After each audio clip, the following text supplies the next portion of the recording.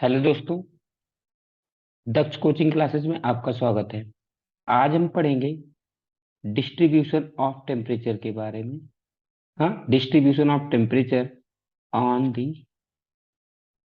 अर्थ। Okay. अब जैसा कि हमने पिछले चैप्टर में, पिछली वीडियो में जो बात किया था, उसमें हमने क्या बात किया था? उसमें हमने बात किया था factors controlling the temperature distribution.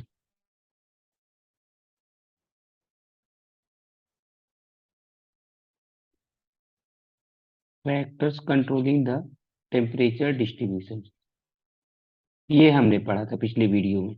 अब देखिए, ये क्या होता है, क्या है डिस्ट्रीब्यूशन?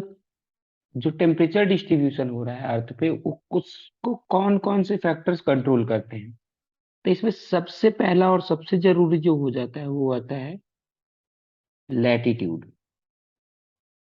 क्या होता है? लैटिट्यूड। लैटिट्यूड कैसे कंट्रोल करता है, समझना। अब ये क्या है? अर्थ है अगर, और ये क्या है? इक्वेटर है अगर, तो इस साइड में क्या होता है इक्वेटर के? Tropic of Capricorn. Tropic of Capricorn. और ये वाला जो साइड है, ये नॉर्थ वाले साइड में जो होता है, ये होता है ट्रॉपिक ऑफ कैंसर। अब यहाँ पे समझने वाली बात ये है कि सन की जो लाइट होती है, वो सन की लाइट कहाँ पे आती है? सीधे। जो सीधे पड़ती है, वो पूरे साल जो सीधे लाइट पड़ेगी, वो इन्हीं के बीच में, ट्रॉपिक ऑफ कैंसर और ट्रॉपिक ऑफ कैप्रिकॉर्न के बीच में, पूरे साल में क्या कहते हैं कि परपेंडिक सन क्या होता है, हमेशा पूरे साल यहाँ से यहाँ तक बन घूमता रहता है। मतलब कि यहां से यहां तक की सन की लाइट जो होती है हमेशा परपेंडिकुलर होगी। ठीक है। सन क्या होता है, कभी ट्रॉपिक ऑफ कैप्रिकॉर्न के परपेंडिकुलर हो जाता है एग्जैक्टली, और कभी क्या होता है ट्रॉपिक ऑफ कैंसर के ऊपर हो जाता है परपेंडिकुलर। जब नॉर्दर्न हेमिस्फीयर में गर्मी आएगी, तो यानी कि जो सन है वो परपेंडिकुलर है किसके? ट्रॉपिक ऑफ कैंसर के। और जब ट्रॉपिक ऑफ कैप्रिकॉर्न में कब क्या कहते हैं परपेंडिकुलर होता है? जब क्या कहते हैं कि हमारे यहाँ मतलब कि नॉर्दर्न हेमिस्फीयर में ठंडी आती है। तो देखिए क्या होता है, यहाँ पे एक दो बातें और समझना है। ये क्या होता है? इक्वेटर। इक्वेटर को हम बोलते हैं लोअर लैटिट्यूड। ये क्या है? Lower latitude. ओके। और इक्वेटर के ऊपर जो है ये, इसको हम बोल देते हैं हायर लैटिट्यूड।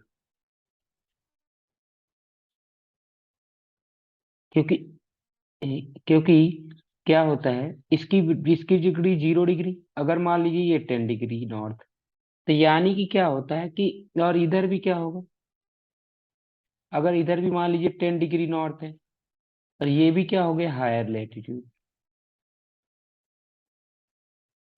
यहाँ पे एक चीज सबसे ज्यादा जरूरी जो है वो ध्यान में रखने वाली कि जब भी हम लोअर टू हायर जाएंगे, lower latitude to higher latitude, lower latitude to higher latitude जाएंगे तो टेम्परेचर हमेशा घटेगा। क्या? Lower latitude to higher latitude जाएंगे तो टेम्परेचर हमेशा क्या होगा? घटेगा। मतलब टेम्परेचर हमेशा डिक्रीज होगा। यानी कि यहाँ पे क्या होगा? मोर टेम्परेचर लोअर लैटिट्यूड पे, यहाँ पे क्या होगा? Less temperature. ठीक है। चाहे वो साउथ में जाओ चाहे नॉर्थ में जाओ। इतना बात समझ आए कि नहीं समझ में? तो हमने जो factors controlling the temperature distribution में सबसे पहला पढ़ा था लैटिट्यूड। लैटिट्यूड क्या कहता है कि अगर लोअर लैटिट्यूड है और हायर लैटिट्यूड है, तो लोअर लैटिट्यूड पे टेम्परेचर ज्यादा होगा और हायर लैटिट्यूड पे टेम्परेचर कम होगा।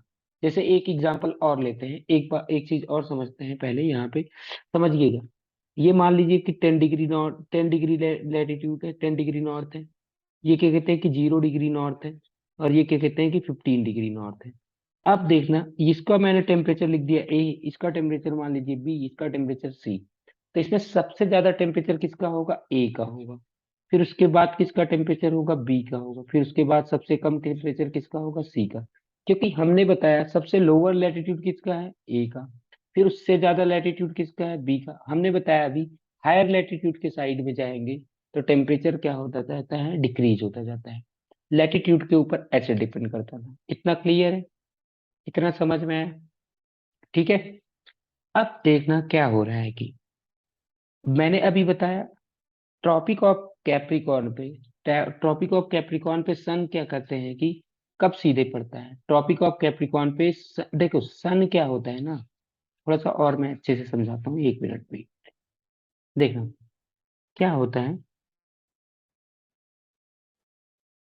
ये अर्थ है। यहाँ पे क्या कहते हैं कि हमने कह दिया कि ये इक्वेटर है। इक्वेटर के क्या होता है? इक्वेटर का तो 0 डिग्री नॉर्थ होता है। इधर समझ लीजिए ट्रॉपिक ऑफ कैंसर है ये, ट्रॉपिक ऑफ कैंसर। अब समझिएगा, अगर मान लीजिए सन यहाँ पे होगा तो सन से लाइट ऐसे जा रही होगी, ऐसे जा रही होगी, ऐसे जा रही होगी, और ऐसे जा रही होगी, ऐसे जा रही होगी, ऐसे जा रही होगी। तब देखना सन से जो लाइट कहाँ पे सीधे जाएगी? इक्वेटर पे एकदम सीधे जा रही है 90 डिग्री, इक्वेटर पे परपेंडिकुलर। जब इक्वेटर पे 90 डिग्री बना रही है तो सबसे ज्यादा लाइट भी सन की कहाँ पे पड़ेगी? यहाँ पे। यानी कि सबसे ज्यादा इंसोलेशन कहाँ पे होगा? यहाँ पे होगा। और यहाँ पे देखिए, यहाँ पे जो है ये एरिया, इस पे क्या हो रहा है कि सन की लाइट कैसे जा रही है? ऑब्लिक होकर के जा रही है। ऑब्लिक होना मतलब तिरछी होकर के जा रही है। तो इसका मतलब यहाँ पे जहाँ पे सन की लाइट सीधे पड़ रही है, जहाँ पे इंसोलेशन सीधे हो रहा है, वहां पे ज्यादा टेम्परेचर होगा ना। और जहाँ पे इंसोलेशन कम हो रहा है वहां पे क्या होगा? लोअर टेम्परेचर होगा। इसकी वजह से क्या होता है यहाँ पे, मतलब लोअर लैटिट्यूड पे क्या होता है? हमेशा हायर टेम्परेचर होता है। और क्या कहते हैं, क्योंकि इंसोलेशन कहाँ पे सबसे ज्यादा? लोअर लैटिट्यूड या हायर लैटिट्यूड में? क्वेश्चन मेरा सुनना, इंसोलेशन सबसे ज्यादा कहाँ पे होगा? लोअर लैटिट्यूड पे या हायर लैटिट्यूड पे? लोअर लैटिट्यूड पे होगा। और हायर लैटिट्यूड पे कम इंसोलेशन, क्योंकि वहां पे तिरछी लाइट पड़ती है, वहां पे एंगल। इस वजह से क्या होता है कि, तो लैटिट्यूड मतलब लोअर लैटिट्यूड का टेम्परेचर क्या कहते हैं कि ज्यादा होता है, और हायर लैटिट्यूड में टेम्परेचर कम होगा। यानी कि जब हम इक्वेटर से पोल की साइड में जाएंगे तो क्या होगा? टेम्परेचर हमेशा डिक्रीज होगा। इक्वेटर से अगर हम पोल की साइड में जाएंगे तो टेम्परेचर हमेशा क्या होगा? डिक्रीज होगा। इतना बात क्लियर है ना? यहाँ तक तो समझ में आ गया। अब देखिएगा क्या होता है आगे। मैंने एक चीज और बताया था कि जो सन होता है और टेम्परेचर, सन क्या होता है? हाँ, सन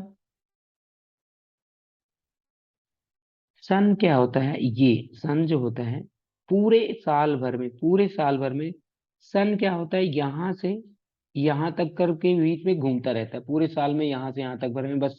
इससे ज्यादा और कहीं नहीं घूमता। सन क्या होगा? कभी यहाँ पे होगा और मैक्सिमम यहाँ पे होगा, बस इससे ज्यादा। ट्रॉपिक ऑफ कैंसर पे एक टाइम पे होता है, एक टाइम पे क्या होता है? ट्रॉपिक ऑफ कैप्रिकॉर्न पे, या तो फिर यहाँ पे होगा, इसी के बीच में होगा। इसके बाद सन कहीं जाता ही नहीं। यानी कि जब सन ट्रॉपिक ऑफ कैप्रिकॉर्न पे होगा, मान लीजिए सन यहाँ पे है, ट्रॉपिक ऑफ कैंसर पे है। कहाँ पे है सन? ट्रॉपिक ऑफ कैंसर पे है। मान लीजिए कि सन यहाँ पे है, 1 मिनट समझिएगा। मान लीजिए कि सन यहाँ पे है, तो ऑब्वियस सी बात है यहाँ पे सबसे ज्यादा गर्मी होगी। ऑब्वियस सी बात है यहाँ पे सनलाइट सीधे पड़ेगी तो यहाँ पे सबसे ज्यादा गर्मी होगी। ये अब ये में क्या होता है, ये जून का महीना होता है हमारे यहाँ, जब सबसे ज्यादा गर्मी पड़ रही होती है। अगर मान लीजिए कि सन यहाँ पे है, नॉर्थ, तो यहाँ पे क्या होता है? यहाँ पे सबसे ज्यादा गर्मी, और इस एरिया में क्या होगा? ठंडी। जैसा कि मैंने पहले भी बताया था, अगर यहाँ पे गर्मी होगी तो यहाँ पे क्या होगा? सर्दी होगी। तो ये कौन सा महीना है? दिसंबर का महीना। यानी कि दिसंबर के महीने में, इवन मैंने डेट भी आपको बताया था, 22 सेकेंड। हाँ, 22 दिसंबर को क्या होता है? सन कहाँ पे होता है? एकदम एग्जैक्टली सामने होता है किसके? ट्रॉपिक ऑफ कैप्रिकॉर्न के। और 21 जून को कहाँ पे होता है? 21 जून को कहाँ पे होता है इस सन? सीधे ट्रॉपिक ऑफ कैंसर पे होता है। तो यानी कि यहाँ पे सबसे ज्यादा गर्मी जून के मंथ में होगी, और यहाँ पे सबसे ज्यादा गर्मी क्या, और सबसे ज्यादा गर्मी क्या होगी? दिसंबर के महीने में। और यहाँ पे गर्मी तो हमारे यहाँ सर्दी, और हम लोग कहाँ पे? नॉर्दर्न हेमिस्फीयर में। यानी कि हमने सबसे पहला बात बता दिया कि टेम्परेचर का कैसे डिपेंडेंसी है लैटिट्यूड के ऊपर। अब क्या केवल लैटिट्यूड के ऊपर ही डिपेंड करता है क्या? नहीं, लैटिट्यूड के अलावा भी डिपेंड करता है। अब सेकेंड फैक्टर बताता हूँ जिसके ऊपर डिपेंड करता है। सेकेंड फैक्टर क्या होता है कि तो फर्स्ट चीज हमने देखा कि टेम्परेचर डिस्ट्रीब्यूशन को कंट्रोल करने वाला पहला फैक्टर अभी तक हमने क्या देखा? लैटिट्यूड। मैंने ये भी बताया हायर लैटिट्यूड से लोअर लैटिट्यूड, हाँ, लोअर लैटिट्यूड से हायर लैटिट्यूड जाने पे टेम्परेचर क्या होगा? घटेगा।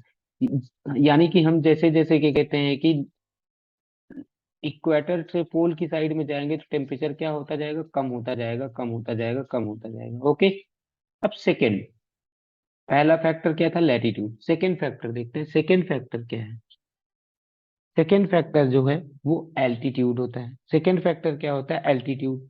या सेकेंड फैक्टर में एल्टीट्यूड लिख देते हैं। तो मैंने बताया था एल्टीट्यूड। एल्टीट्यूड मतलब क्या हुआ, देखो समझना। एल्टीट्यूड, कहीं पे पहाड़ है ऐसे, और कहीं पे क्या कहते हैं कि जमीन है। तो जहां पे पहाड़ पे क्या होगा? वैसे भी हमने पहले भी पढ़ रखा है कि जैसे जैसे हम नीचे से ऊपर जाते जाएंगे टेम्परेचर क्या होता जाएगा? कम होता जाएगा। जैसे ही हम नीचे से ऊपर जाते जाते जाएंगे टेम्परेचर हमेशा क्या होता जाता है? कम होता जाता है, कम होता जाता है। यानी कि अगर मैं इसको पॉइंट नाम दे दूं ए, इसका नाम दे दूं पॉइंट बी, तो टेम्परेचर किसका ज्यादा होगा? टेम्परेचर बी का ज्यादा होगा एज कंपेयर टू ए। यानी कि इस बात पे भी डिपेंड करता है टेम्परेचर की वहां का एल्टीट्यूड क्या है। ओके। यानी कि वहां से इस बात से भी डिपेंड करता है कि वहां का एम्पली क्या कहते हैं एल्टीट्यूड क्या है। अगर एल्टीट्यूड क्या कहते हैं क्या है, उसके बेसिस पे टेम्परेचर का डिस्ट्रीब्यूशन होगा। थर्ड क्या है? थर्ड कैरेक्टरिस्टिक जो है वो क्या था? मैंने बताया था distance from the sea. Distance from the sea, वो एरिया सी से कितना दूर है? वो एरिया सी से कितना दूर है? अगर वो सी के पास में है या सी के दूर में है? अगर वो सी के पास में होगा तो उसका टेम्परेचर कुछ और होगा, अगर सी से दूर में होगा तो उसका टेम्परेचर अलग होगा। ठीक है। अब क्या होता है कि अगर मैं बात करूं सी और अब मैं बात करूं लैंड, अब मुझे एक चीज बताना, सबसे जल्दी कौन, अगर मैं बताऊं कि सेम टेम्परेचर दिया जाए तो सबसे जल्दी कौन गर्म होगा? ये सी क्या होता है? धीरे धीरे स्लोली गर्म होता है, स्लोली। सी जो होता है वो स्लोली वार्म होगा, और लैंड जो होता है वो क्या होता है? फास्ट। सी जो होता है ये वार्म वार्म होता है, और वैसे ही कूल स्लोली, और क्या कहते हैं कि ये फास्टर। यानी कि समंदर जो होता है जल्दी से ना तो ठंडा होता है ना तो जल्दी से गर्म होता है। यानी कि जब गर्मियों में सोचो कि समंदर जल्दी गर्म हो गया, कॉन्टिनेंट, ओशियन जल्दी गर्म होगा या कॉन्टिनेंट, तो कॉन्टिनेंट क्या होता है? जल्दी गर्म होता है एज कंपेयर टू सी। और वहीं पे ठंडियों में सोचे कि समंदर पहले गर्म हो कूल होगा, यानी कि क्या कहते हैं कि ओशियन पहले कूल होगा या कॉन्टिनेंट, तो ओशियन क्या होता है? देर में कूल होगा, और कॉन्टिनेंट यानी कि टेम्परेचर जो होता है, टेम्परेचर की सेंसिटिविटी कॉन्टिनेंट पे ज्यादा है, या टेम्परेचर की सेंसिटिविटी पे ज्यादा है, या क्या कहते हैं कि ओशियन में। तो टेम्परेचर जो है वो टेम्परेचर से ज्यादा सेंसिटिव कौन है? कॉन्टिनेंट है, क्योंकि वो जल्दी जल्दी ठंडा भी हो जाता है और जल्दी जल्दी गर्म भी हो जाता है। और वहीं पे क्या कहते हैं कि समंदर जो होता है वो स्लोली स्लोली होता है। ओके। तो यानी कि यहाँ पे हमने ये भी बात कर ली कि क्या है कैसे नहीं। फिर उसके बाद में एक चीज और आ जाती है कि ओशियन करेंट्स। चौथा मैंने बात किया था ओशियन करेंट्स की। ओशियन करेंट्स क्या होते हैं? अगर वार्म ओशियन करेंट्स होंगी, या ओशियन करेंट्स पहले समझिए, ओशियन करेंट्स होते क्या हैं? एक मिनट, ओशियन करेंट्स क्या होते हैं वो समझ रहे हैं सबसे पहले। तो जब मैं बात करता हूँ ओशियन करेंट्स की, तो समझने वाली बात ये है फिर से,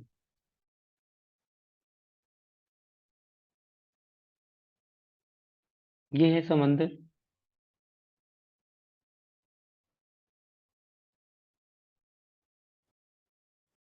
ये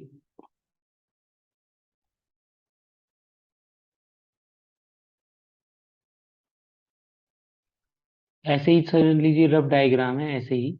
अब यहाँ पे क्या कहते हैं कि ये है, ऐसे ही समझ लीजिए। अब यहाँ पे है अटलांटिक ओशियन, यहाँ पे क्या है, अटलांटिक ओशियन, ये है अटलांटिक ओशियन, ATL, यहाँ पे ये है पूरा अटलांटिक ओशियन। तो क्या होता है, ये नॉर्थ पार्ट हो गया, ये मतलब ईस्ट वाला नॉर्थ, ये साउथ हो गया। अब क्या होगा, यहाँ से जब जब यहाँ से समंदर का पानी यानी ओशियन का पानी, ओशियन करंट्स इस साइड में जाएगा, पोल साइड में। जब ocean currents, ocean oceanic currents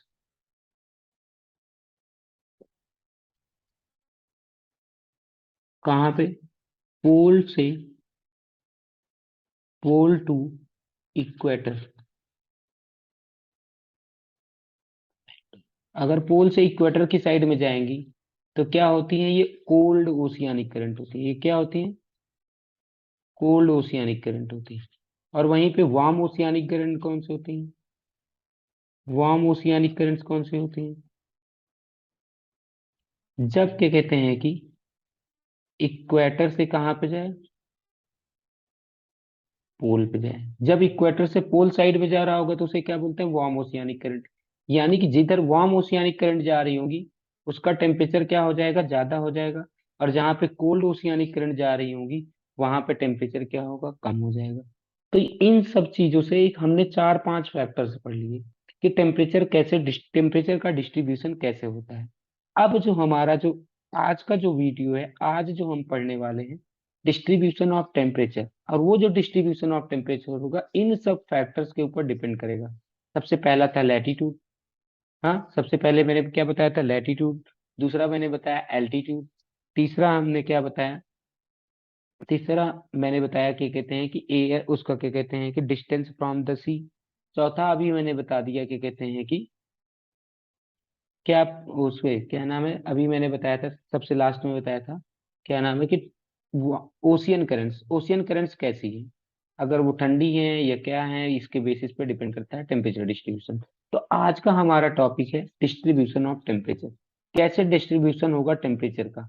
तो यहाँ पे सबसे पहले क्या होता है, डिस्ट्रीब्यूशन को समझने के लिए फिर से वही, जनरली क्या होता है, जनरली, जनरली क्या होता है। अब यहाँ पे समझने वाली बात क्या है, सबसे पहला, आज सबसे पहले क्या लिखा हुआ, आइसोथर्म। क्या लिखा हुआ, आइसोथर्म। तो जब मैं बात करता हूँ आइसोथर्म, आइसोथर्म दो वर्ड से मिलकर के बना होता है, आइसोथर्म। आइसो का मतलब होता है सेम, थर्म का मतलब हो गया टेम्परेचर या हीट।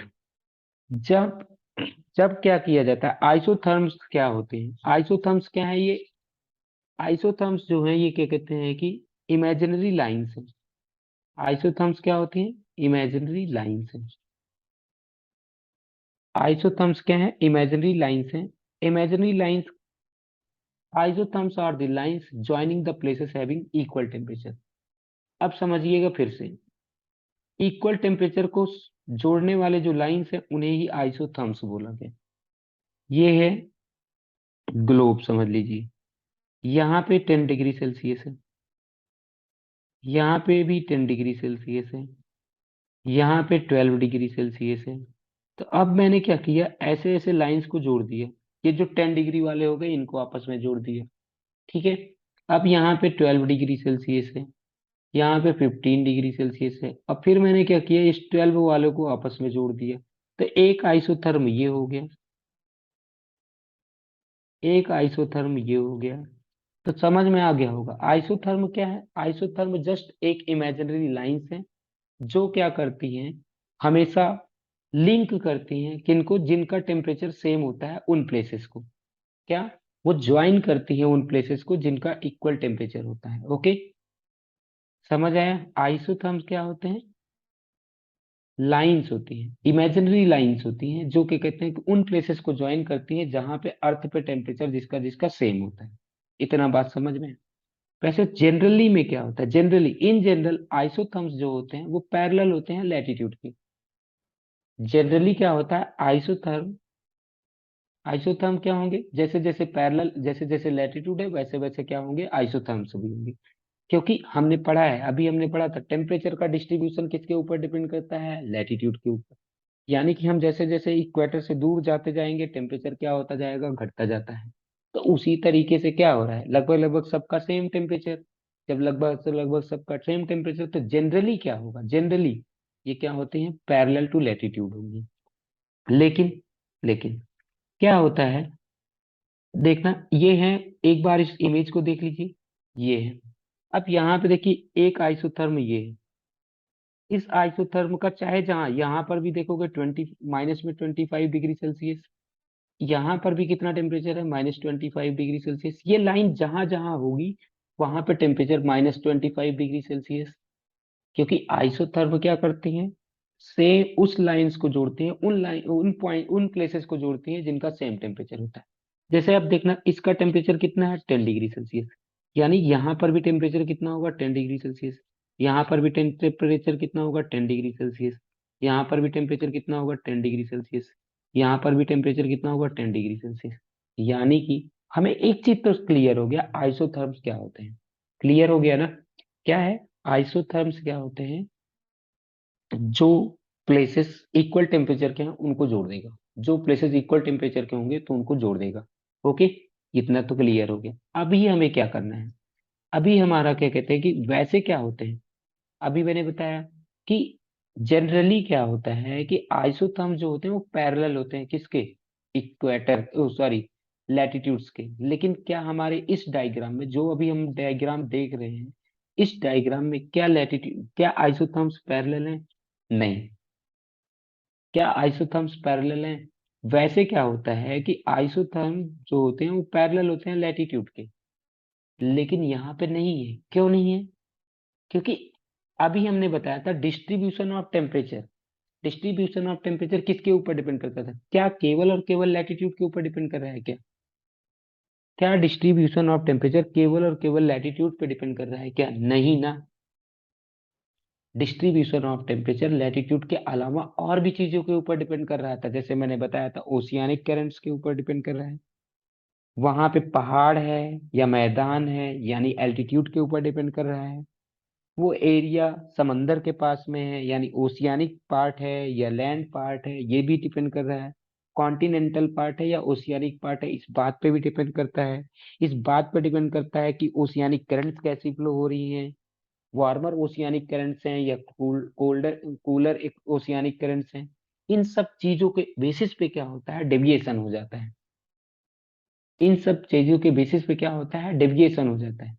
किसमें डेविएशन हो जाएगा, यानी कि अब वो पैरेलल नहीं रहेंगी लैटिट्यूड के।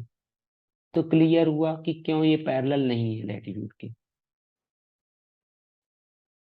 समझ आया, लैटिट्यूड के पैरेलल क्यों नहीं है, इसलिए नहीं है क्योंकि क्या होता है, केवल और केवल डिस्ट्रीब्यूशन ऑफ टेम्परेचर जो है वो केवल और केवल क्या लैटिट्यूड के ऊपर डिपेंड कर रहा है, नहीं। लैटिट्यूड के अलावा भी डिपेंड कर रहा है, दैट्स वाई डेविएशन होगा।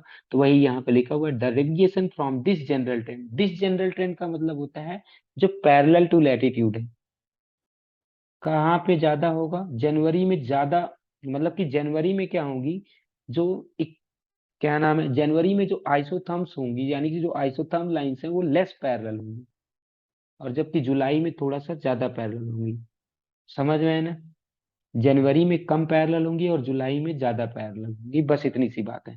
कम पैरेलल का मतलब डेविएशन ज्यादा होगा, किसमें डेविएशन किस मंथ में सबसे ज्यादा होगा, जनवरी में। देखिए इस डायग्राम को देखिए, इसमें बहुत ज्यादा, क्या ये सारी पैरेलल है, नहीं। लेकिन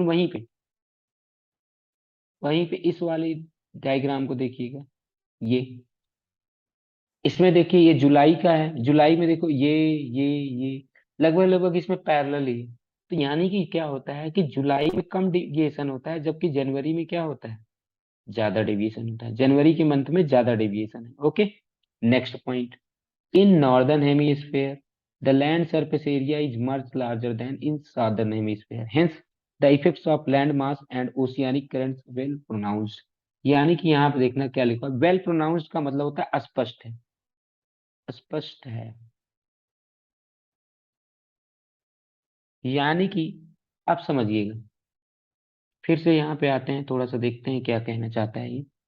यहाँ पे ये कहना चाह रहा है कि नॉर्दर्न हेमीस्फेयर और सदर्न हेमीस्फेयर की बात करें, या इस डायग्राम को देखिए, अगर मैं बात करूं ये इक्वेटर है, ये क्या है, इक्वेटर है, ये वाला पार्ट क्या है, नॉर्दर्न हेमीस्फेयर, ये वाला पार्ट क्या है, नॉर्दर्न हेमीस्फेयर, ये वाला पार्ट क्या है, सदर्न हेमीस्फेयर। अब मुझे बताइएगा, सदर्न पार्ट में लैंड जाता है या नॉर्दर्न पार्ट में? तो देखो सदर्न पार्ट में क्या है, ओशियन, ओशियन ज्यादा है। सदर्न पार्ट में क्या है, ओशियन ज्यादा है। और नॉर्दर्न पार्ट में क्या है, लैंड ज्यादा है।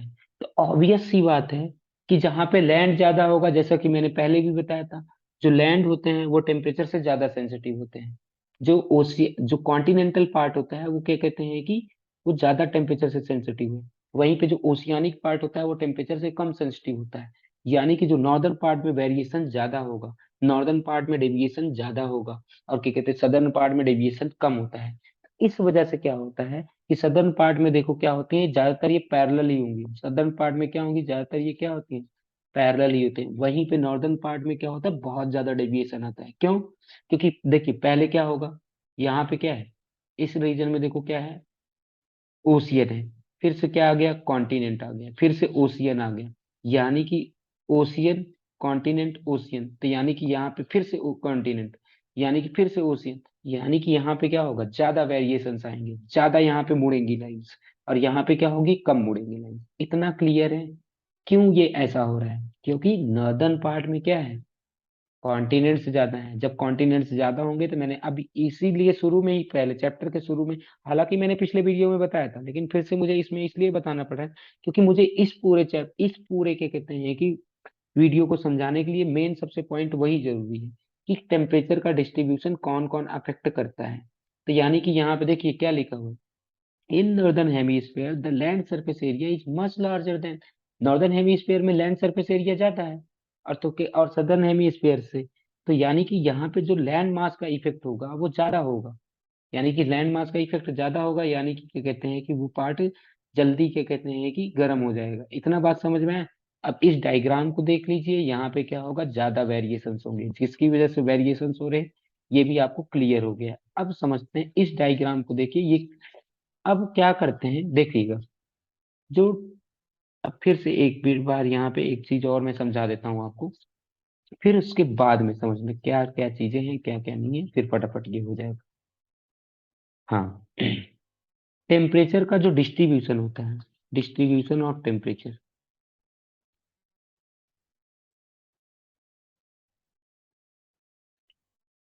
दो तरीके से होता है। एक होता है हॉरिजॉन्टल डिस्ट्रीब्यूशन,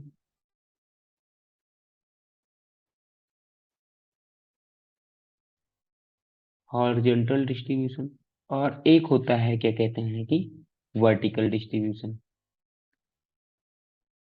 क्या, टेम्परेचर का डिस्ट्रीब्यूशन दो डायरेक्शन में होता है, एक हॉरिजॉन्टल डिस्ट्रीब्यूशन होता है और एक होता है वर्टिकल डिस्ट्रीब्यूशन। जो ये हॉरिजॉन्टल डिस्ट्रीब्यूशन होगा, इसको हम देखेंगे in the month of July, in the month of January. हाँ, in the month of July और इन द मंथ ऑफ जनवरी।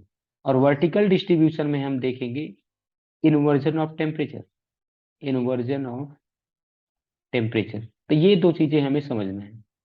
क्या, हॉरिजॉन्टल डिस्ट्रीब्यूशन में हम जुलाई और जनवरी के मंथ में पढ़ेंगे कैसे डिस्ट्रीब्यूशन होता है, जब हॉरिजॉन्टल, इसी में आइसोथर्म आता है। हॉरिजॉन्टल डिस्ट्रीब्यूशन के बारे में कौन बताता है, आइसोथर्म। हॉरिजॉन्टल डिस्ट्रीब्यूशन को कौन रिप्रेजेंट करता है, आइसोथर्म्स रिप्रेजेंट करती है। जबकि इन्वर्जन ऑफ टेम्परेचर या और लैप्स रेट किसको रिप्रेजेंट करता है, नॉर्मल लैप्स रेट किसको रिप्रेजेंट करता है, नॉर्मल लैप्स रेट किसको रिप्रेजेंट करता है, vertical distribution. Normal lapse rate कुछ नहीं है, वही है जो हमने पहले पढ़ा था कि हम जैसे जैसे ऊपर जाएंगे तो 165 मीटर जाने पे क्या होता है, 1 डिग्री सेल्सियस में टेम्परेचर में कमी आती है। वही नॉर्मल लैप्स रेट है। नॉर्मल लैप्स रेट और inversion of temperature vertical distribution को बताएगा। हॉरिजॉन्टल डिस्ट्रीब्यूशन में हम क्या पढ़ते हैं, आइसोथर्म्स के द्वारा रिप्रेजेंट करते हैं, और जिसको हम in the month of July और in the month of June पढ़ते हैं, जनवरी पढ़ते हैं। अच्छा, यहाँ पे एक बात, जनवरी ही क्यों और जुलाई, जुलाई ही क्यों, और कोई मंथ क्यों नहीं? अब समझिएगा, अभी मैंने बताया था कि 22 दिसंबर, 22 दिसंबर को क्या होता है, सन सीधे ट्रॉपिक ऑफ कैप्रिकॉर्न पे होता है, एकदम ट्रॉपिक ऑफ कैप्रिकॉर्न के परपेंडिकुलर होता है, ट्रॉपिक ऑफ कैप्रिकॉर्न के सामने होता है। तो जब ट्रॉपिक ऑफ कैप्रिकॉर्न पे के सामने होता है तो क्या होता है, सदर्न हेमीस्फेयर में गर्मी होती है और नॉर्दर्न हेमीस्फेयर में क्या होता है, ठंडी होती है।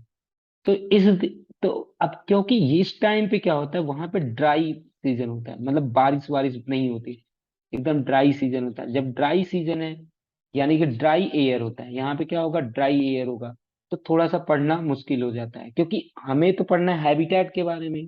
तो इस वजह से क्या होता है कि जनवरी में क्या होता है, यहाँ पे बारिश होने लगती है, ट्रॉपिक ऑफ कैप्रिकॉर्न पे क्या होती है, बारिश होने लगती है। तो क्या होता है वहां पे, क्या कहते हैं कि ड्राई के बजाय में क्या कहते हैं कि ह्यूमिड एयर आ जाती है, उसमें हम रीड करते हैं। वहीं पे जब हम बात करते हैं जुलाई की बात करते हैं, तो देखिए नॉर्दर्न हेमिस्फेयर अभी मैंने बताया था, जुलाई के लिए अगर हम देखें तो क्या कहते हैं कि नॉर्दर्न हेमिस्फेयर में जुलाई के लिए, अब देखना जुलाई में क्या होता है, अभी मैंने बताया था 21 जून, 21 जून को क्या होता है, सन जो होता है वो एकदम होता है सामने होता है ट्रॉपिक ऑफ कैंसर के, यानी कि बहुत ज्यादा गर्मी होगी, बहुत ज्यादा गर्मी मतलब ड्राई एयर, ड्राई एयर। और जबकि हमें क्या पढ़ना है, ह्यूमिड एयर पे ऊपर क्या टेम्परेचर क्या नहीं, तो इस वजह से हम जब जुलाई में थोड़ी सी बारिश होने लगती है उस टाइम के लिए हम पढ़ते हैं। ओके, तो वहां पे क्या होता है, ह्यूमिड एयर आ जाती है।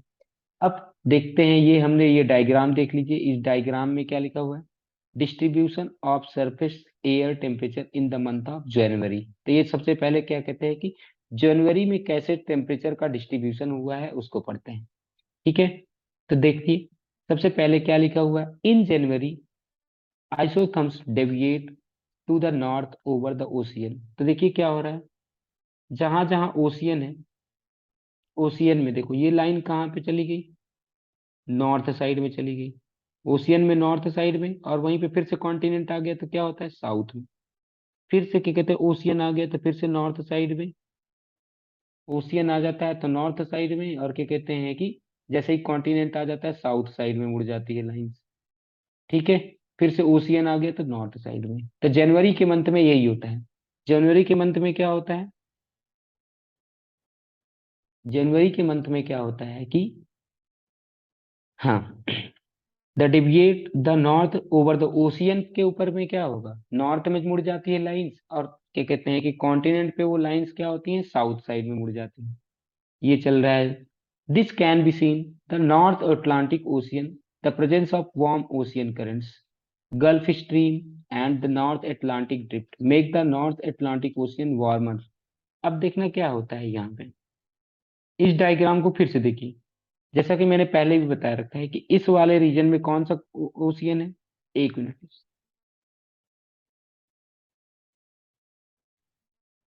इस रीजन में कौन सा ओशियन है, यहाँ पे जो ओशियन है उसका नाम है एटलांटिक ओशियन। क्या नाम है, एटलांटिक ओशियन।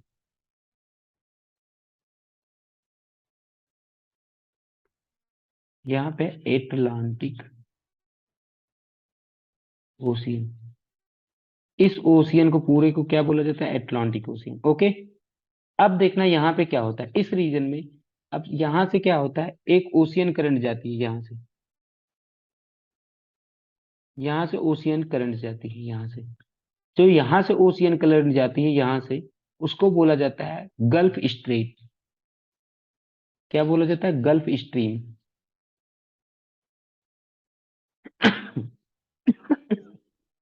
अब क्योंकि ये रीजन किसके पास में, इक्वेटर के पास में, ये रीजन इक्वेटर के पास है, तो यहाँ से क्या होता है, जो ओशियन करंट्स जाएंगे वो क्या होते हैं, वार्मर ओशियन करंट्स होंगी।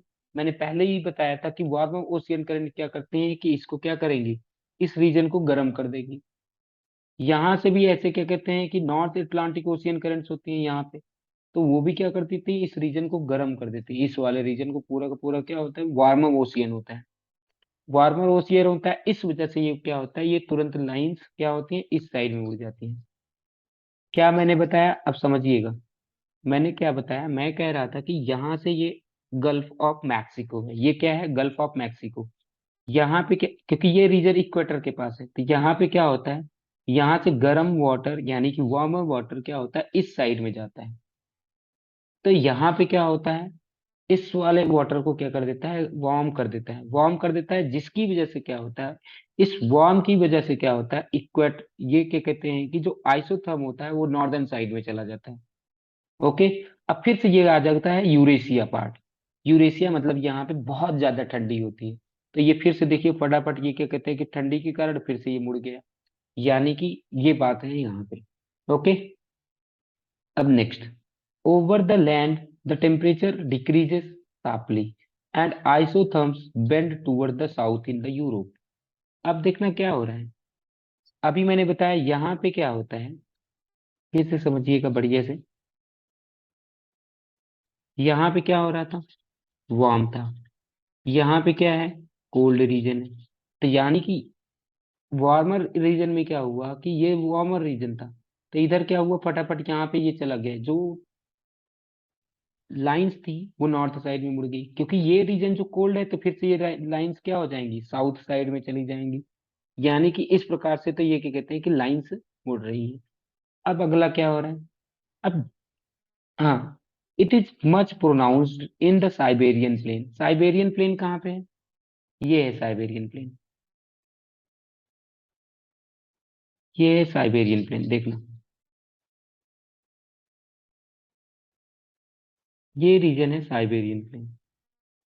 ठीक है। अब यहाँ पे देखना क्या होता है,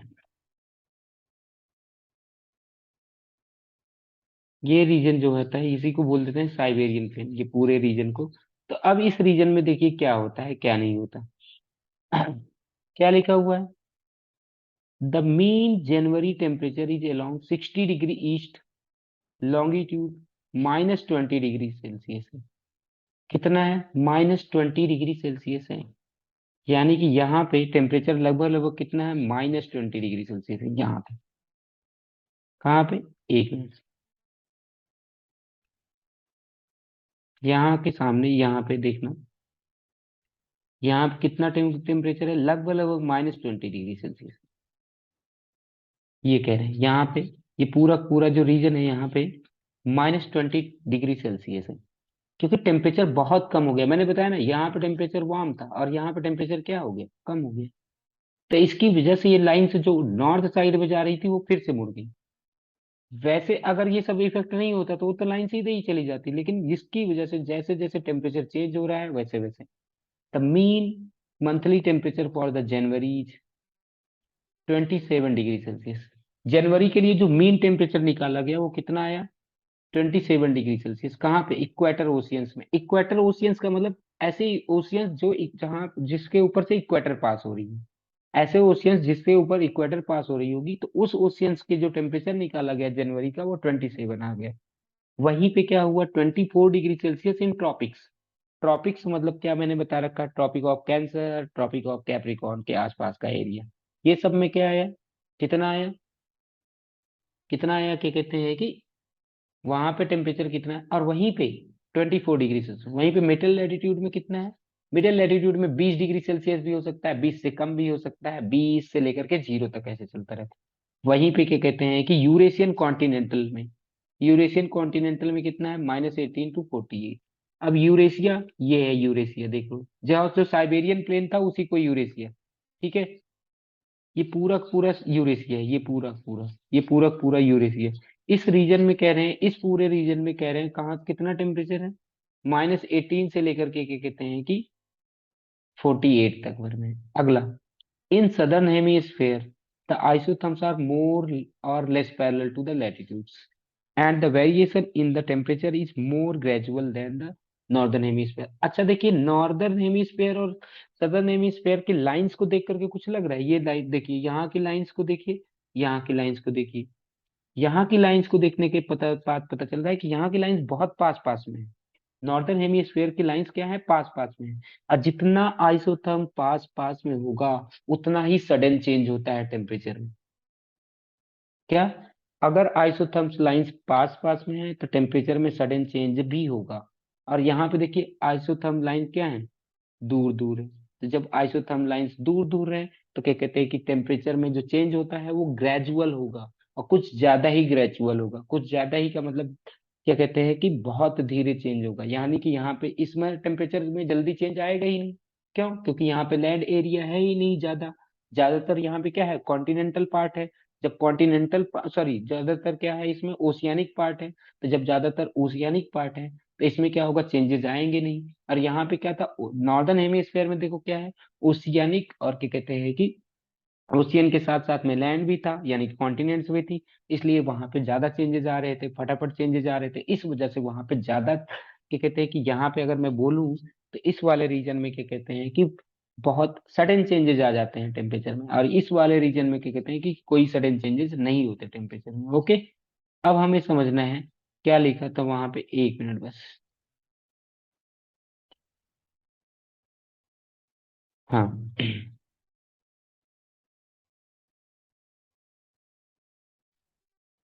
अब हम समझते हैं आगे क्या लिखा था क्या नहीं, फिर उसके बाद फटाफट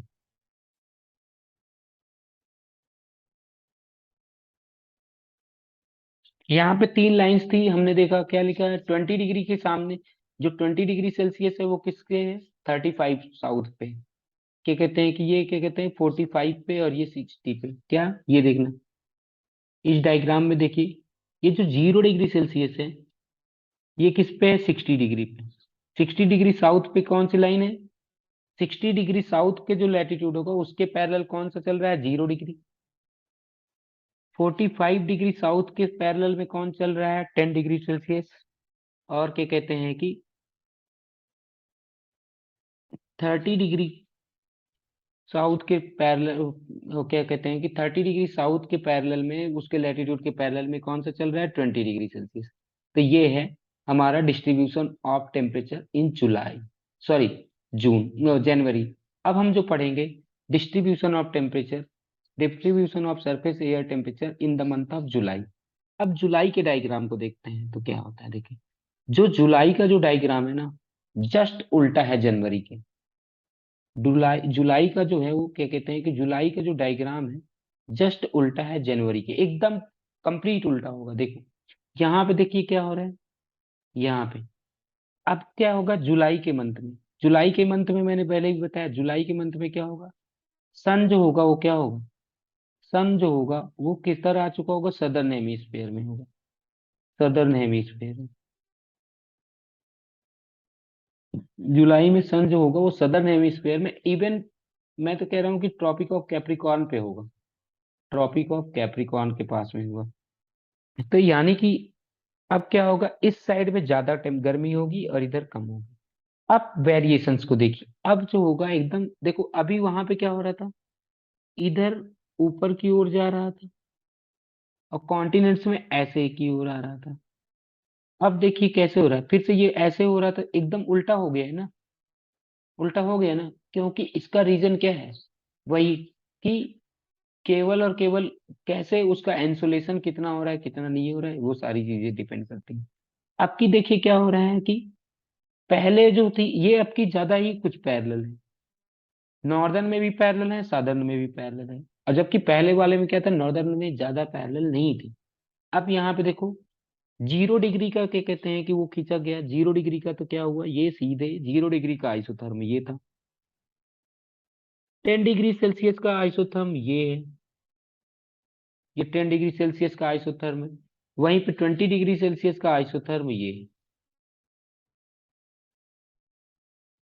क्योंकि अब की जुलाई में क्या होगा, जुलाई में आ, हाँ, तो ये आ गया। और वहीं पे क्या कहते हैं कि यहाँ पे देखिए ये 20 डिग्री का आइसोथर्म है और ये 10 डिग्री का है। अब देखिए इसमें क्या बताते हैं क्या नहीं बताते, इसको समझते हैं। In July, in July isotherm run parallel to altitude. हाँ, लगभग लगभग हो रहा है कि वो रन कर रही है, पैरेलल है, लगभग लगभग क्या है ये, पैरेलल है लैटिट्यूड के। अगला, the equatorial oceans, equatorial oceans यहाँ पे क्या होंगे, वार्मर टेम्परेचर होंगे। ये ओशियंस हैं, ये यहाँ पे जो इक्वाटोरियल ओशियंस होंगे, यहाँ पे यहाँ पे यहाँ पे क्या होगे, ज्यादा टेम्परेचर होगा। देखिए यहाँ पे एक लाइन लिखी हुई है, मैं आपको बता देता हूँ, लिखा हुआ है थर्मल, ये देखिए थर्मल इक्वेटर, और ये वाली लाइन है थर्मल इक्वेटर, ये जो ये लाइन जो चल रही है इसी को बोलते हैं थर्मल इक्वेटर। जहां पे सबसे ज्यादा टेम्परेचर होता है ना, उसी को थर्मल इक्वेटर बोला गया है। जहां पे सबसे ज्यादा टेम्परेचर होता होगा पूरे अर्थ पे, पूरे इस मैप में देखो सबसे ज्यादा टेम्परेचर कहाँ पे है? थर्मल इक्वेटर पे। और ये ध्यान में रख लेना, पेपर में पूछा जा सकता है क्या थर्मल इक्वेटर कोइंसाइड करता है इक्वेटर के साथ में? तो नहीं।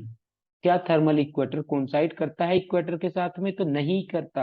अब देख लेना, चाहे जिस मैप में भी देख लेना, थर्मल इक्वेटर और क्या कहते हैं कि इक्वेटर दोनों अलग अलग है। तो देखिए ये इक्वेटर है जनरल, और ये वाला है थर्मल इक्वेटर। क्या थर्मल इक्वेटर के कहते हैं कि एकदम एग्जैक्टली उसके ऊपर है क्या, मतलब कोइंसाइड कर रहा है क्या? नहीं।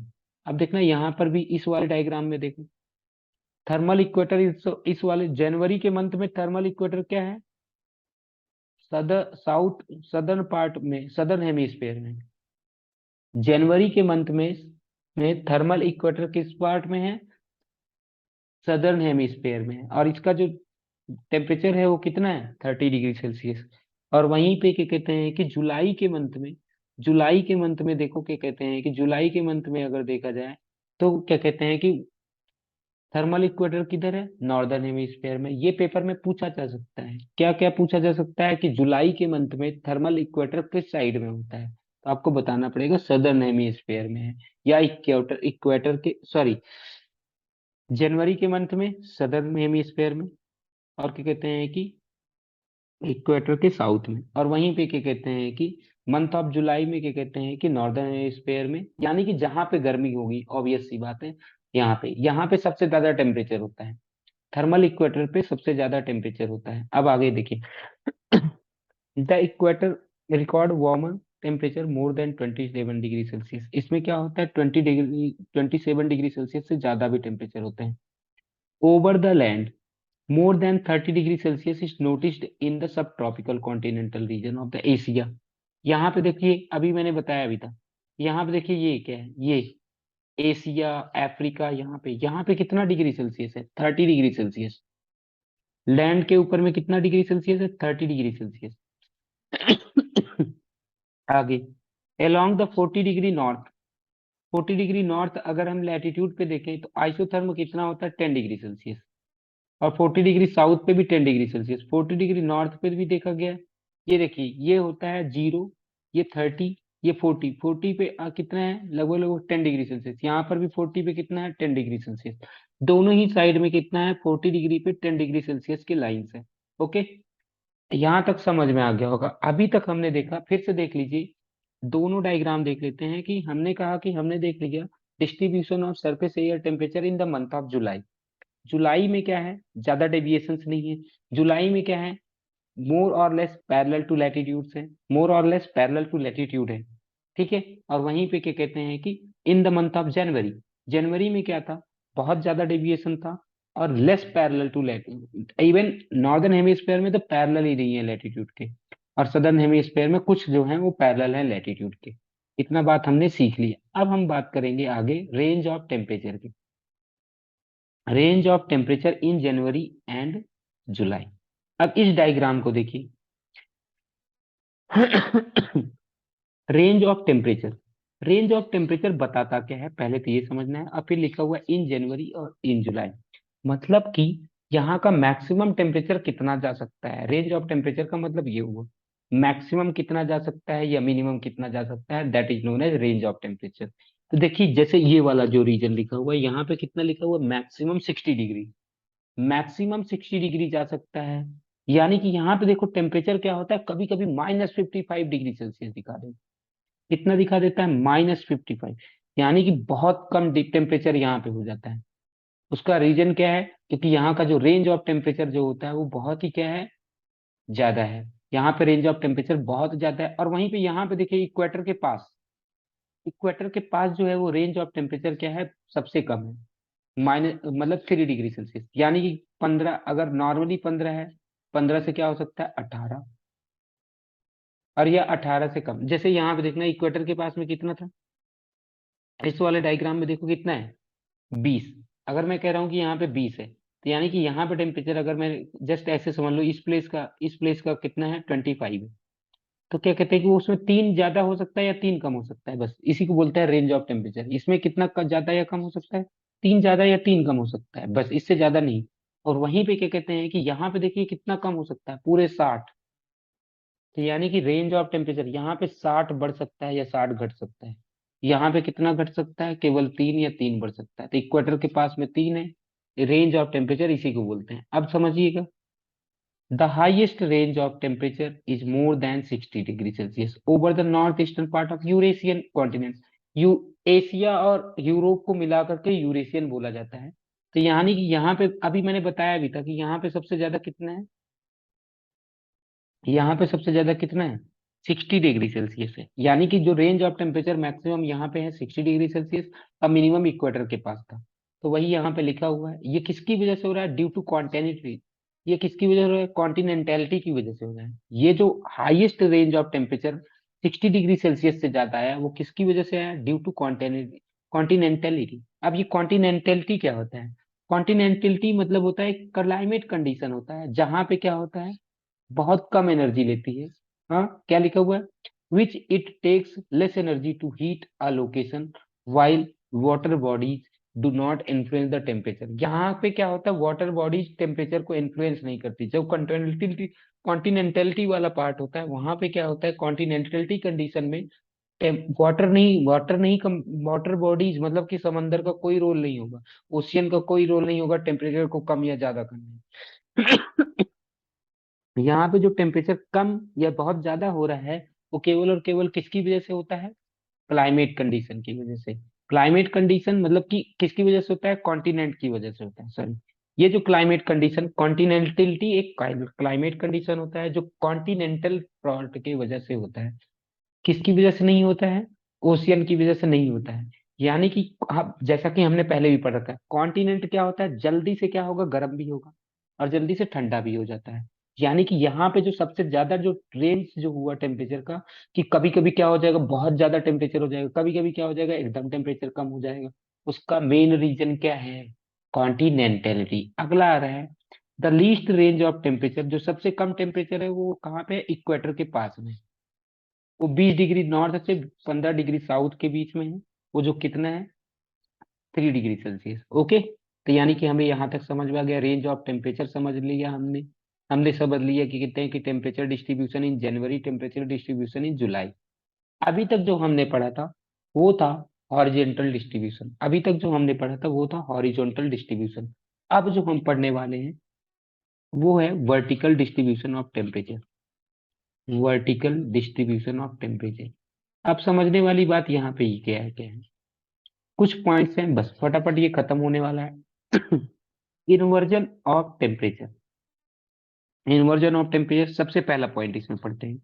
लिखा हुआ है, normally temperature decreases with increase of in elevation, it is called normal lapse rate.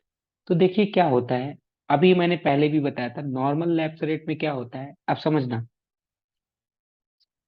समझ लीजिए कि ये ये एटमॉस्फेयर के 2 लेयर्स हैं। एटमॉस्फेयर के लेयर में, यहाँ पे ये एटमॉस्फेयर का लेयर है, इस वाले पार्ट पे और इस वाले पार्ट में।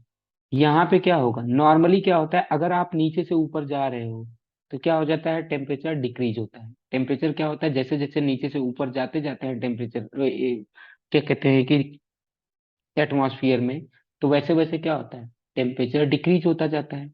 That is known as normal range. यानी कि ये वाला पार्ट क्या होगा, वार्म होगा, ये वाला पार्ट क्या होगा, वार्म होगा, और ये वाला पार्ट क्या होगा, कूलर होगा। ये वाला पार्ट क्या होगा, वार्मर होगा, और ये वाला पार्ट क्या होगा, कूलर होगा। इसके ऊपर जाओगे तो ये और ज्यादा ही कोल्ड होगा। सॉरी, इस पे ऊपर क्या हो जाएगा, और ज्यादा ही कोल्ड हो जाएगा। At times the situation is reverse. फिर क्या होगा, इन्वर्जन ऑफ टेम्परेचर क्या होता है, ये इन्वर्जन ऑफ टेम्परेचर नहीं होता, ये तो नॉर्मल होता है। ये नॉर्मल है। इसको एक मिनट यहाँ पे समझना। मैंने क्या बताया, यहाँ पे कूलर एयर है, यहाँ पे क्या कहते हैं कि वार्मर एयर है। एक कंडीशन ये हो गई, केस 1। और केस 1 में क्या लिख देते हैं, यहाँ पे क्या कहते हैं कि वार्मर एयर है, यहाँ पे कूलर एयर है। तो अब मुझे बताना नॉर्मल लैप्स रेट कौन सा है और इन्वर्जन कौन सा है। नॉर्मल लैप्स रेट कौन सा है, ये है नॉर्मल लैप्स रेट, ये है नॉर्मल लैप्स रेट। क्यों नॉर्मल लैप्स रेट है? क्योंकि यहाँ पे नीचे क्या हो रहा है, नीचे जैसे जैसे हाइट बढ़ती जाती है वैसे वैसे टेम्परेचर क्या होता है, डिक्रीज होता जाता है। जैसे जैसे हाइट बढ़ती जाती है वैसे वैसे टेम्परेचर डिक्रीज करता जाता है। तो यानी कि यहाँ पे तो वार्मर है और नीचे मतलब वार्मर एयर है, ऊपर कूलर एयर है, तो ये तो नॉर्मल होगा। लेकिन इसमें उल्टा है, इसमें क्या हो रहा है, नीचे ही कूलर एयर है और नीचे कूलर एयर है, ऊपर वार्मर एयर है। तो यानी कि ये जब उल्टा हो जाएगा, that is known as inversion of temperature, इसी को बोलते हैं इन्वर्जन ऑफ टेम्परेचर। यहां तक बात समझ में आई? इसको बोलते हैं इन्वर्जन ऑफ टेम्परेचर, इसको बोलते हैं इन्वर्जन ऑफ टेम्परेचर। और यहाँ पे तक आपको बात समझ में आ गई है। अब आगे, at times the situation is reversed, the normal lapse rate is inverted. तो इसी को बोल देते हैं इन्वर्जन ऑफ टेम्परेचर। मुझे लग रहा है आपको ये दो पॉइंट समझ में आ गए। अब देखो क्या होता है, तीसरा पॉइंट, इन्वर्जन जो होता है वो ज्यादा टाइम के लिए नहीं होता, बहुत शॉर्ट ड्यूरेशन के लिए होगा, मुश्किल से एक दिन के लिए होता है बस। लेकिन कॉमन है ये, लेकिन ये क्या कहते हैं कि शॉर्ट ड्यूरेशन के लिए होता है, लेकिन ये कॉमन है। आगे, A long winter night with clear skies and still air, ideal situation। अब देखना आइडियल सिचुएशन क्या है, इन्वर्जन के लिए आइडियल सिचुएशन क्या है, what is ideal situation for, what is ideal situation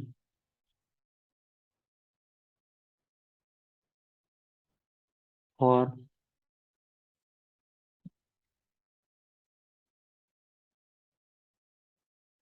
inversion of temperature. Inversion of temperature के लिए देखो दो तीन कंडीशंस हैं, वो तीनों होने चाहिए, फुलफिल हो जाए तो समझ लो इन्वर्जन ऑफ टेम्परेचर हो सकता है। सबसे पहला, long winter night, long winter night होना चाहिए,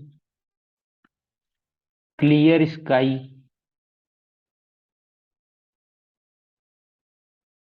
क्या, लॉन्ग विंटर नाइट होना चाहिए, क्लियर स्काई होना चाहिए, और क्या कहते हैं कि स्टिल एयर, मतलब एयर ना फ्लो होती रहे थोड़ी सी भी, स्टिल एयर, रुकी हुई हो, हवाएं एकदम रुकी हुई हो। तो ये जो तीनों कंडीशन है, ये है ideal situation inversion of temperature के लिए। तो अब समझना कैसे होता है इन्वर्जन ऑफ टेम्परेचर। नॉर्मल दिनों में क्या होता है, नॉर्मल क्या होता है, यहाँ पे रहेगा वार्मर एयर और यहाँ पे क्या रहता है, कूलर एयर। तो क्या होता है, ये वार्मर एयर धीरे धीरे ऊपर उठती है, नॉर्मली होता है।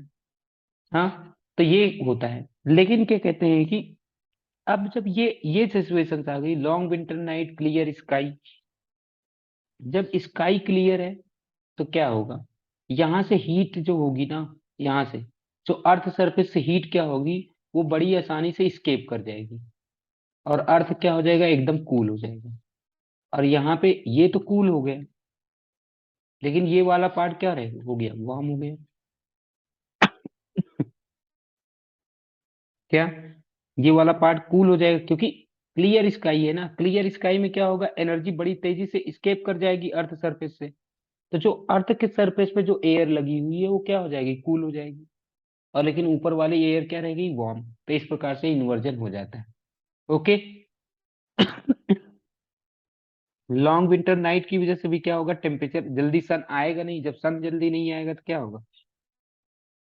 तो यानी कि हमें इतना बात समझ में आ गया कि लॉन्ग विंटर नाइट अगर क्या कहते हैं क्लियर स्काइज और स्टिल एयर के साथ में है, तो क्या कहते हैं कि इन्वर्जन हो सकता है। अगला, the heat of the day is radiated of during the night. अभी मैंने बताया पूरी रात में क्या होता है, हीट क्या हो जाता है, बाहर चला जाता है। मॉर्निंग आवर्स में क्या होगा, जो अर्थ हो जाएगी वो ज्यादा कूल हो जाएगी। अर्थ क्या हो जाएगी? कूल हो जाएगी एयर से ज्यादा। क्या अर्थ क्या होगी? अपने जो यहाँ पे एयर्स है उनसे जो कहते हैं कि एयर से ज्यादा कूल हो जाएगी अर्थ। तो यानी कि ये वार्म हो जाएगा और ये कूल, तो यही उल्टा हो गया। तो इसी को अब पोलर रीजन में क्या होता है? Over polar area temperature inversion. Polar polar area में टेम्परेचर इन्वर्जन नॉर्मल होता है वहां पे। इसलिए होता है क्योंकि वहां पे बहुत ज्यादा ही क्या कहते हैं कि वहां पे ज्यादा बारिश नहीं होती ना, वहां पे क्लियर स्काई होता है, इस वजह से वहां पे टेम्परेचर इन्वर्जन ज्यादा होता है। वहां पे बादल नहीं बनते पोलर एरियाज में, तो इस वजह से वहां पे टेम्परेचर इन्वर्जन ज्यादा होता है। अब यहाँ पे देखो क्या होता है, टेम्परेचर इन्वर्जन के भी टाइप्स हैं जो यहाँ पे हमारे यहाँ डिस्कस नहीं किया गया है। तो लेकिन यहाँ पे एक सरफेस इन्वर्जन, यानी कि जो सरफेस के पास में हो रहा है, जो इन्वर्जन अर्थ के सरफेस के पास में होता है उसे बोला जाता है सरफेस इन्वर्जन। सरफेस इन्वर्जन क्या करता है? स्टेबिलिटी ला देता है।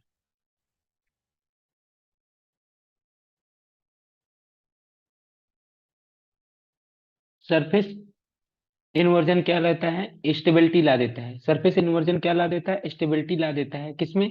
Lower layers of the atmosphere. Atmosphere के लोअर लेयर में स्टेबिलिटी ला देगा। तो अच्छा, इससे क्या होगा? अच्छा होगा या बुरा होगा? तो बुरा होगा। कैसे? स्टेबिलिटी, अगर जियोग्राफी में अगर स्टेबिलिटी की बात करता है तो इसका मतलब हवाएं रुक चुकी है, हवाएं रुक चुकी है, बारिश नहीं हो रही है, ये सारी चीजें आ रही। तो स्टेबिलिटी की वजह से क्या होगा? जो नीचे स्मोक है, जो डस्ट पार्टिकल्स हैं, वो पूरे के पूरे क्या कहते हैं कि लोअर लेयर में क्या हो जाएंगे? बिखर जाती है। इसी वजह से तो क्या होता है, ठंडियों में देखो क्या होता है, स्मोक आ जाता है, डस्ट आ जाता है, डस्ट पार्टिकल्स फैल जाते हैं, collected beneath the inversion layer. अब समझना क्या होता है। ये मान लीजिए कि इसके ऊपर क्या है? कूलर एयर है। हाँ, ये वार्म एयर है और ये कूलर एयर है। तो क्या होगा? इसी कूलर एयर में क्या होगा? डस्ट पार्टिकल्स, स्मोक, ये सारी की सारी यहीं पे रुक जाएंगी। क्योंकि अगर वार्म एयर होता तो वो तो ऊपर उठेगी। वार्म एयर होता तो वो तो ऊपर उठती, लेकिन यहाँ तो वार्म एयर है नहीं, कूलर एयर है। कूलर एयर नीचे जाएगी। तो इस वजह से क्या होगा? स्मोक, डस्ट पार्टिकल्स, यानी कि पॉल्यूशन का कारण बन जाता है ये। ठीक है। यानी कि ये लोअर स्ट्रेटा में, लोअर स्ट्रेटा का मतलब होता है लोअर लेयर में क्या कहते हैं कि एटमॉस्फेयर के रह जाएंगे।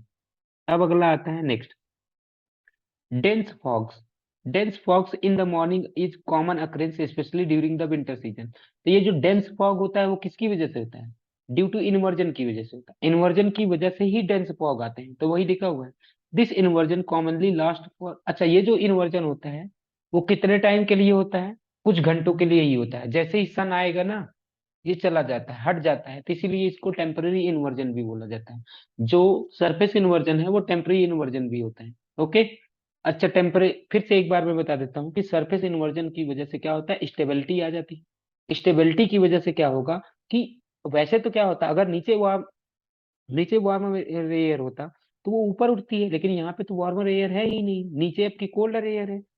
क्योंकि इन्वर्जन में क्या होता है, कोल्डर एयर नीचे होती है, तो अब वो कोल्डर एयर ऊपर थोड़ी ना उठेगी, तो वो क्या करती है? नीचे पॉल्यूशन ला देती है। ये सब है।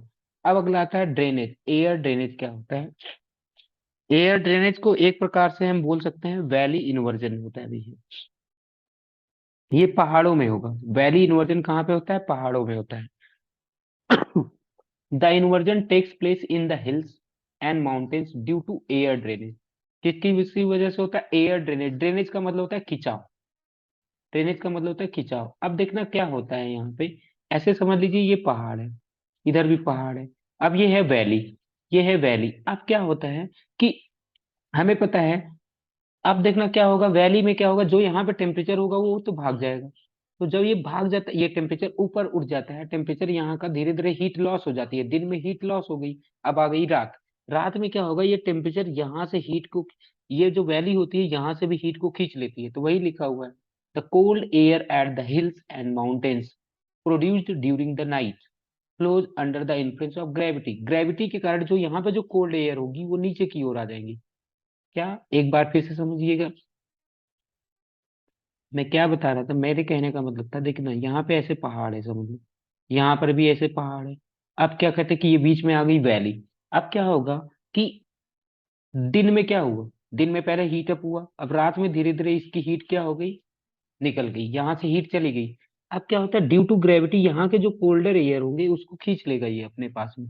ड्यू टू ग्रेविटी यहाँ के जो कोल्डर एयर होंगे वो नीचे चले जाते हैं, क्योंकि जैसे जैसे ऊपर जाते हैं ना ग्रेविटी भी कम होती जाती है, तो ग्रेविटी के कारण में यहाँ पे कोल्डर एयर नीचे आ जाएंगी, और यहाँ पे फिर क्या रहेगा, वार्मर एयर।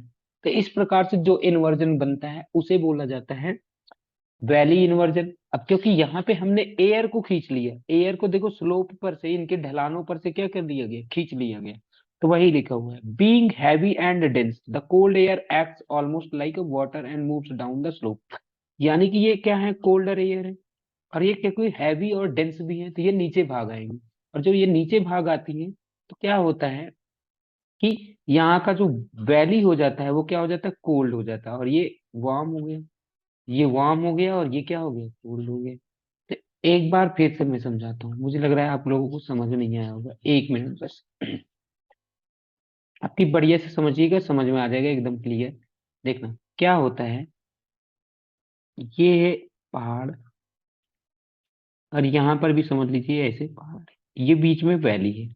क्या होगा, धीरे धीरे यहाँ पे समझ लो हीट है थोड़ी थोड़ी, वो हीट क्या हो जाएगी, रात में धीरे धीरे जमा बाहर निकल जाएगी। ये हीट क्या होगी, बाहर निकल गई, मतलब यहाँ वाले एयर को दे दिए, यहाँ वाले एयर के पार्टिकल्स को मिल गया। लेकिन जो यहाँ वाले जो एयर पार्टिकल थे, इनकी ग्रेविटी कम थी, तो इनको क्या करती है अर्थ अपनी तरफ, यहाँ के जो वैली होती है इनको अपनी तरफ खींच लेती है, इनको अपनी तरफ खींच लेती है। तो इनको अपनी तरफ खींच लेती है, तो यहाँ पे क्या होता है, यहाँ पे क्या होता है, लोअर टेम्परेचर जनरेट हो, यानी कि ये कोल्ड हो जाएगा, कोल्डर एयर हो गया, कूलर एयर यहाँ पे हो गया, और यहाँ पे क्या हो जाएगा, वार्मर एयर। और जब नीचे कूलर एयर ऊपर वार्मर एयर, तो इसी को बोल देते हैं, क्या कहते हैं कि वैली इन्वर्जन हो गया। तो इसी को बोला गया एयर ड्रेनेज, क्योंकि एयर को इसने खींच लिया अपनी तरफ, ड्रेनेज का मतलब होता है खींचना। तो अच्छा, इससे क्या होता है, जो प्लांट्स होंगे ना, फ्रॉम द फ्रॉस्ट डैमेज, तो यानी कि अब जब वैसे यहाँ पे खेती कहाँ पे होती है, जब पहाड़ों पे जो खेती होती है वो कहाँ पे होती है, यहीं पे तो होती है।